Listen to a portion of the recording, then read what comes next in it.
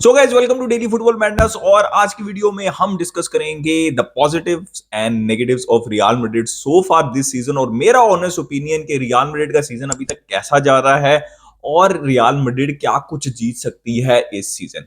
ठीक है, लेकिन सबसे पहले तो मैं यार ये एक चीज मेंशन करना चाहूंगा कि मुझे ऐसा लगता है, मेरा पर्सनल ओपिनियन ये है कि रियल मैड्रिड के कुछ फैंस जो है ना, कुछ फैन बेस जो है वो थोड़ा सा ओवर रिएक्ट कर रही है, ओवर रिएक्शन हो रही है। क्योंकि रियल मैड्रिड ने अभी तक 5 मैचेस खेले हैं। मैं अगर अटलांटा का मैच इंक्लूड करूं, 2 ड्रॉ हुए हैं, 2 मैचेस जो है वो रियल मैड्रिड जीती है। आई नो लास पाल्मस वाला, मयोका वाला मैच एक्सपेक्टेड था कि रियल मैड्रिड जीते और वो बैड ड्रॉज हैं, बट अभी तक रियल मैड्रिड कोई मैच हारी नहीं है। हाँ, आप अगर इस पर्सपेक्टिव से देखेंगे, भाई अभी तक बार्सा ने सारे मैचेस जीत लिए हैं, तो आपको शायद लगेगा कि आपका सीजन बहुत अच्छा स्टार्ट नहीं हुआ, लेकिन in my personal opinion I think Real Madrid का बहुत डिसेंट स्टार्ट हुआ है सीजन को लेके। आप अगर बारसा के पर्सपेक्टिव से सोचें तो मुझे ऐसा लगता है कि बारसा फैंस जो है वो थोड़े से ज्यादा खुश हो रहे हैं। ठीक है, जरूरत से ज्यादा खुश हो रहे हैं, लेकिन आप बारसा फैन के पर्सपेक्टिव से ये बात समझ सकते हैं, बिकॉज भाई मतलब 4-5 साल से, चार मेरे ख्याल में 3-4 साल हो गए हैं कि हमने देखा नहीं कि 4 कंसेक्यूटिव गेम्स के अंदर बारसा फैंस ने या बारसा की टीम ने डोमिनेट किया हो। ठीक है, और 7-0 वाली जो है वो लीड से बारसा जीती हो, तो ये थोड़ा सा नॉर्मल नहीं है। पिछले उससे पहले 3-4 साल पहले तक नॉर्मल था। खैर, getting back to Real Madrid, तो उस पर्सपेक्टिव से मुझे ऐसा लग रहा है कि रियल मैड्रिड फैंस जो है थोड़े से ओवर रिएक्शन हो रहे हैं, क्योंकि साथ साथ आपको ये चीज भी जहन में रखनी है, बारसा फैंस को भी और रियल मैड्रिड फैंस को भी। अगर आप पिछले 3-4 साल से रियल मैड्रिड को फॉलो कर रहे हैं, तो भाई रियल मैड्रिड इसी तरह हमेशा स्टार्ट करती है। उनका स्लो स्टार्ट होता है, और जब राइट टाइम आता है ना, राइट मैचेस आते हैं, वहां पे पीक करती है रियल मैड्रिड, ला लीगा के अंदर भी और स्पेशली चैंपियंस लीग के अंदर भी। तो रियल मैड्रिड फैंस को ये बात भूलनी नहीं चाहिए, और बारसा फैंस को भी ये बात भूलनी नहीं चाहिए। और अभी सिर्फ 4 गेम्स ही हुए हैं, लेकिन हम इन 4 गेम्स या 5 गेम्स, अगर अटलांटा वाला भी मैं इंक्लूड करूं, तो उसकी समरी अगर मैं आपको बताने की कोशिश करूं, हम इश्यूज के ऊपर भी डिस्कशन करेंगे, पॉजिटिव्स के ऊपर भी डिस्कशन करेंगे। तो मुझे सबसे बड़ा इशू ये लग रहा है कि रियल मैड्रिड पूरे 90 मिनट्स जो है वो अच्छी फुटबॉल नहीं खेल रही। ज्यादातर ज्यादातर गेम्स के अंदर, जो अभी भी, चाहे वो अटलांटा देख लें, चाहे वो आप रियल बेटिस देख लें, चाहे वो आप लास पाल्मस वाला गेम देख लें, मायोका वाले गेम देख लें, रियल मैड्रिड, इवन वैलोडोलिड वाला गेम देख लें, रियल मैड्रिड फर्स्ट हाफ के अंदर उतनी अच्छी फुटबॉल या कंसिस्टेंट फुटबॉल नहीं खेल रही। उसकी रीजन हो सकती है एम्बापे इज देयर, तो वो अभी थोड़ा सा कनेक्शन होने में, अभी आपने पिछले मैच में देखा होगा काफी ज्यादा बेहतर कनेक्शन था between real Madrid and between Mbappe and Vinicius. तो वो वाली चीजें हो सकती हैं। ऊपर से बार बार जो है वो मिडफील्ड चेंज हो रही है, इंजरीज हो रही हैं, वो भी एक बहुत बड़ी रीजन हो सकती है, जिसकी वजह से वो फ्लूइडिटी नहीं आती शुरू के 45 मिनट्स में, और ऐसा लगता है कि 45 मिनट्स के बाद डंडा देते हैं कार्लो एंचेलोटी, और फिर थोड़ा सा हाइप होके जो है वो रियल मैड्रिड के प्लेयर्स बाहर आते हैं और सेकंड हाफ के अंदर बेहतर परफॉर्म करते हैं। तो एक ये चीज मैं हाईलाइट करना चाहूंगा कि first half 90 minutes consistent football या सेम इंटेंसिटी के साथ, फिलहाल अभी 4 या 5 मैचेस के अंदर हम बात करें, तो रियल मैड्रिड उतनी ज्यादा कंसिस्टेंट फुटबॉल नहीं खेल रही थ्रू आउट द 90 मिनट्स। अब दूसरा जो मेजर टॉपिक है, टॉपिक ऑफ डिस्कशन है, भाई बहुत ज्यादा, अभी आपको पता है रियल बेटिस के गेम से पहले ये बहुत ज्यादा चल रहा था, और बहुत ज्यादा क्लिप्स भी चल रहे थे कि किलियन एम्बाप्पे और विनीशियस जो है वो साथ को एग्जिस्ट नहीं कर सकते, उनके मसले हैं, क्योंकि विनीशियस ने उनको पेनल्टी नहीं दी। लेकिन लास्ट मैच में अंदर आपने देखा कि विनीशियस ने एम्बाप्पे को, उन्होंने ऑलरेडी गोल स्कोर कर लिया था, अपना पहला गोल स्कोर कर लिया था, उनको पेनल्टी दी और उन्होंने ब्रेस स्कोर किया। और ये एक बहुत पॉजिटिव साइन है रियल मैड्रिड के लिए, क्योंकि देखें विनीशियस जो है वो बैलन डोर की कंटेंशन में है। वो जितने गोल मारेंगे उतना उनका केस जो है वो स्ट्रांग होता जाएगा, लेकिन इसके बावजूद विनीशियस ने किलियन एम्बाप्पे को पेनल्टी दी। और वो सारे, वो जो एक मतलब एक फेक इमेज बना हुआ था, ये जो बनाया जा रहा था कि there is a rift between Vinicius and Kylian Mbappe, वो जो है वो उन्होंने once for all as of now तो खत्म कर दी है। तो मैं भी इस चीज में शुरू से ही बिलीव करता हूं कि Kylian Mbappe will score goals. लोगों को लग रहा है कि रियल मैड्रिड का जो थोड़ा बहुत इशू है ना, वो इट इज बिटवीन, मतलब उस फोकस सारा ऑब्वियसली फॉरवर्ड प्लेयर्स के ऊपर जाता है। गोल स्कोर कर रहे हैं किलियन एम्बाप्पे, नहीं विनीशियस उनको पास दे रहे हैं, ये नहीं, सारा फोकस जो है वो सारा उसके ऊपर जा रहा है। हालांकि मैं हमेशा से ये बात, मुझे मुझे ऐसा लगता है कि किलियन एम्बाप्पे और Vinicius will not be the main issue. They will not be an issue at all. मुझे लगता है विनीशियस भी आराम से 30 गोल्स प्लस असिस्ट देंगे। मुझे ऐसा लगता है Kylian Mbappe will score close to 30 और maybe even more than 30 goals. देखें भाई, अभी वो आए हैं टीम में, 2-3 मैचेस तो लगते ही हैं केमिस्ट्री बनने में, मूवमेंट बनने में, that is basics of football. Even आप अपनी गली के अंदर या फिर आप इधर-उधर भी आप अपने दोस्तों के साथ भी फुटबॉल खेलें, तो जब आप पहली दफ़ा उनके साथ खेलते हैं तो 2-3 दफ़ा आपको टाइम लगता है, वो सिंक करने में एक-दूसरे की जो वेवलेंथ है। तो यही टाइम जो है वो थोड़ा-सा लगा है और आई थिंक आपने देखा है मूवमेंट मिल गया एम्बाप्पे की, विनीसियस की लास्ट मैच में, तो आई डोंट थिंक सो कि फोकस गलत जगह पे किया जा रहा है, कि ये इश्यू बनाया जा रहा है कि एम्बाप्पे और विनीसियस का इश्यू है। मुझे नहीं लगता कि विनीसियस एम्बाप्पे का इश्यू है और मुझे नहीं लगता कि ये इश्यू होगा। I think Kylian Mbappe will score goals. The most important puzzle to solve for Real Madrid, ठीक है, वो मिडफील्ड के अंदर है, जो कि कार्लो एंचेलोटी ने सॉल्व करनी है। देखें, जब पिछला सीजन में क्रूज एम्बाप्पे आए थे, ठीक है, और क्रूज गए थे, तो मैंने ये बात तब भी बोली थी, आप जाके वीडियोस के अंदर देख लें, कि मुझे इस बात में डाउट नहीं है कि Mbappe will score 30 plus goals, वो स्कोर कर लेंगे। लेकिन मेरे लिए जो बारसा के लिए भी, और जो सबसे बड़ा क्वेश्चन मार्क ये है कि कौन क्रूज की वो जो बूट्स हैं उनको फिल करेगा, और जो सबसे बड़ा लूप होल है जिसको यूटिलाइज कर सकती है बारसा और दूसरी टीम, चैंपियंस लीग हो, चाहे वो एटलेटिको मैड्रिड हो, चाहे वो ला लीगा हो, चाहे वो चैंपियंस लीग हो, वो है ये है कि क्रूज क्या वो जो गए हैं और वो जो इतना बड़ा होल है उसको कौन फिल अप करेगा और कैसे टैकल करेंगे कार्लो एंचेलोटी, ये देखना है हमने इस सीजन। देखें, कार्लो एंचेलोटी ने बहुत से कॉम्बिनेशन ट्राई किए, जो मैंने ट्राई किया, फेडी वलवर्डे ट्राई किया।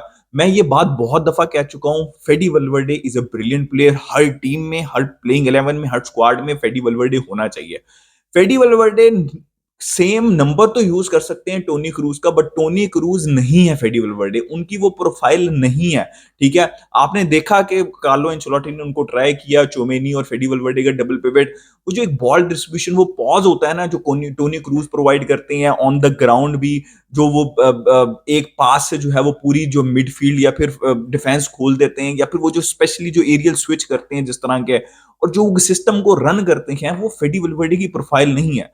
फेडी वलवर्डे सबसे बेस्ट अपनी फुटबॉल खेलते हैं जब आप उनको जो फ्रंट के दो प्लेयर्स हैं उनके करीब खिलाएंगे, जहां पे उनको बॉक्स टू बॉक्स जाना है, जहां पे उनको डिफेंड भी करना है, जहां पे उनको फ्रीडम मिले टू गो फॉरवर्ड।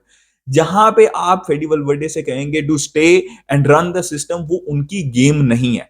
इसका बिल्कुल भी ये मतलब नहीं है कि फेडी वलवर्डे वर्ल्ड क्लास प्लेयर नहीं है, वो वर्ल्ड क्लास प्लेयर हैं लेकिन अपनी पोजीशन के अंदर है। तो सोल्यूशन है क्या? चोमेनी नहीं है सोल्यूशन। चोमेनी इस type of a Casemiro type of a player, उनको आपने अपनी डीप रोल के अंदर खिलाना है, जहां पे वो आराम से बॉल डिस्ट्रीब्यूट भी कर सकें, पास दें, जैसे वो क्रूज को देते थे। वहां पे कोई एक प्लेयर होना चाहिए जिसको वो पास दें और वो रन करे उस मिडफील्ड को, और जो चोमेनी है वो कैजीमिरो के रोल के अंदर आए। तो अब क्वेश्चन ये उठता है, अब आपने देखा होगा कि एंचेलोटी ने सबायोस को भी वहां पे ट्राई किया, फिर कुछ गेम्स के अंदर आर्दा गुलर भी जो है वो खेलते रहे। सोल्यूशन क्या? देखिए, solution will come because players will come back. मैं बहुत दफा ये कह चुका हूं, मेरे लिए I think the closest player, जो कि नहीं है क्लोजेस्ट कह रहा हूं, ठीक है, सेम प्रोफाइल नहीं है, लेकिन जो वर्क कर सकता है वो कामाविंगा है। कामाविंगा के पास वो क्वालिटी है, वो डिफेंसिव एबिलिटी है, वो पॉज भी है, and he can switch the ball also aerially also और ऑन द ग्राउंड आल्सो। तो I think when कामाविंगा will come back, that will be the best solution, ठीक है। तो इवेंचुअली जब सारे प्लेयर्स वापस आएंगे, अभी तो सॉल्यूशंस ढूंढने की कोशिश कर रहे हैं। आई थिंक जब बेलिंगम वापस आएंगे और कामाविंगा वापस आएंगे, तो जो बेस्ट कॉम्बिनेशन है इन माय ओपिनियन वो ये है कि चुआमेनी खेलें, उनके साथ कामाविंगा खेलें, जो दो अपफ्रंट प्लेयर्स हैं किलियन एम्बाप्पे और विनीशियस, ठीक है, उनके पीछे हल्के से राइट साइड के ऊपर आप कह सकते हैं नंबर 10 रोल के अंदर भी आप कह सकते हैं वो खेलें बेलिंगम, और फेडी वलवर्डे को आप राइट साइड के ऊपर खिलाएं। आई नो इसके अंदर रोड्रिगो को उतना चांस नहीं मिलेगा, ब्राहीम डियाज को उतना चांस नहीं मिलेगा, बट आप आपकी जो जो जो मिडफील्ड इशू है, जो मिडफील्ड कंट्रोल, जो सबसे बड़ा इशू जो नजर आ रहा है इस टाइम के ऊपर, और जिसकी वजह से आपने देखा है कि कार्लो एंचेलोटी ने बहुत से डिफरेंट कॉम्बिनेशन ट्राई किए, बिकॉज उनको भी पता है उतना कंट्रोल नहीं है मिडफील्ड में जितना होना चाहिए। I think that is the best solution when these players will come back. I think आपको इस तरह का कॉम्बिनेशन देखने को मिलेगा 4-4-2, जहां पे फ्रीडम होगा विनीशियस को और किलियन एम्बाप्पे को अपनी पोजीशंस इंटरचेंज करने का, इवन वाइडर एरियाज के अंदर जाने का। तो आई स्टिल बिलीव कि 4-4-2 इस तरह रहेगा, और चार मिडफील्डर्स के साथ जाएंगे जिसमें फेडी वलवर्डे काइंड ऑफ राइट विंग रहेंगे, और सेंट्रली रहेंगे, थोड़ा बहुत ज्यादा राइट विंग के ऊपर नहीं रहेंगे। ऑफ द जब आप बेंच से आएंगे प्लेयर्स, तो आपके पास रोड्रिगो और आपके पास आर्दा गुलर जैसी क्वालिटी आएगी, आपके पास ब्राहीम डियाज जैसी क्वालिटी आएगी, and this team can click, right. Main issue ये है मेरे हिसाब से, आप इसको पॉजिटिव कह लें, नेगेटिव कह लें, लेकिन जो मेन इश्यू फिक्स करना है यहाँ पे कार्लो एंचेलोटी को, when all the players come back, कि how to fill the boots of Toni Kroos, that is the most important thing. और आई थिंक कि अगर ये चीज सॉर्ट आउट हो जाती है तो I think Real Madrid will have a good season. जैसे ही मिडफील्ड के अंदर कंट्रोल आएगा, you will see more movement up front, ज्यादा फ्रीडम मिलेगा और आपको ज्यादा इन सिंक दिखेंगे front player, specially Kylian Mbappe और विनीशियस। तो फोकस किलियन एम्बापे और विनीशियस के ऊपर नहीं है, और कार्लो एंचेलोटी को भी पता है कि that is not the issue. Focus है मिडफील्ड के अंदर, that is the issue, that is something that you have to fix. तो ये सबसे ज्यादा इंपॉर्टेंट पॉइंट है। और दूसरा जो सबसे इंपॉर्टेंट और कंसर्निंग पॉइंट है वो है सेंटर बैक्स। देखें, फोरलैंड मेंडी हैं, कामाविंगा भी जब वापस आएंगे वो खेल सकते हैं, फ्रैंक गार्सिया हैं, राइट बैक के ऊपर Lucas Vazquez, I know Carvajal is there, ठीक है, वो भी थोड़ा सा एक इशू है, लेकिन सबसे बड़ा जो इशू है वो सेंटर बैक है। एज ऑफ नाउ सिर्फ जो अवेलेबल सेंटर बैक हैं वो हैं जो है रूडिगर हैं, ठीक है, बाकी सारे प्लेयर्स इंजर्ड हो चुके हैं। देखें, अच्छी चीज ये है कि लॉन्ग टर्म इंजरी नहीं है, definitely they will come back, किसी तरह कोप अप करना पड़ेगा जैसे पिछले सीजन भी किया था रियल मैड्रिड ने। लेकिन सारे players apart from Rudiger as of now injured हैं। तो इंटरनेशनल ब्रेक के बाद रियल सोसिएडाड अवे वाला बहुत इंपॉर्टेंट गेम है रियल मैड्रिड के लिए, और उसके अंदर जो है वो रूडिगर के साथ मोस्ट लाइकली जो है वो लहू खेलेंगे, ठीक है। तो ये इशू हो चुका हुआ है, और मुझे ऐसा लगता है कि जो चीज रियल मैड्रिड ने इस सीजन फिक्स नहीं की वो ये नहीं की कि उनको एक मिनिमम सेंटर बैक और चाहिए था, स्पेशली नाचो के जाने के बाद। अब उनको सोल्यूशन निकालना पड़ेगा। देखें, पहले पिछले सीजन ये भी होता था कि चुआमेनी को डाल देते थे सेंटर बैक पोजीशन के ऊपर, लेकिन अब क्रूज भी नहीं है, ठीक है, क्रूज भी नहीं है, तो चुआमेनी का भी अब सोचना पड़ेगा कार्लो एंचेलोटी को बहुत ज्यादा कि भाई मैं उसको क्या नाम है अब सेंटर बैक पोजीशन के ऊपर खिलाऊं या नहीं खिलाऊं। अब शायद may be Karwal, Lucas Vazquez को राइट साइड के ऊपर खिला के कारवाल को सेंट्रली खिलाया जाए, वलाहो को खिलाना पड़ेगा। You have to find solution, right. तो दैट इज द दो जो मुझे सबसे ज्यादा कंसर्निंग एरियाज हैं, वो मिडफील्ड को सॉर्ट आउट करना है, और सेंटर बैक में they have to hope and pray Real Madrid fans कि प्लेयर्स जो है वो इंजर्ड ना हो, ठीक है। मेरे हिसाब से Camavinga will be a very important player, they have to pray Real Madrid fans कि वो इंजर्ड ना हो। एंड मिलिटाओ सेंटर बैक्स, भाई जितने भी सेंटर बैक्स हैं, दो तीन जितने भी हैं उनके पास, you have to pray because Alaba is already injured, right. तो रियलिस्टिकली आपके पास दो मेन सेंटर बैक हैं, उसमें मिलिटाओ और रूडिगर। अभी मिलिटाओ इंजर्ड हुए हैं, अगेन जैसे मैंने मेंशन किया, अकेले रूडिगर रह गए हैं। तो यार all in all if you really ask me, I think areas of concern हैं, जैसे मैंने आपको एक्सप्लेन किया, उसके अंदर जो मेजर एरिया ऑफ कंसर्न है ना, जो कि हाईलाइट हो रहा है, वो विनीशियस और एम्बापे को हो रहा है, लेकिन वो मेजर एरिया ऑफ कंसर्न नहीं है रियल मैड्रिड का इस सीजन।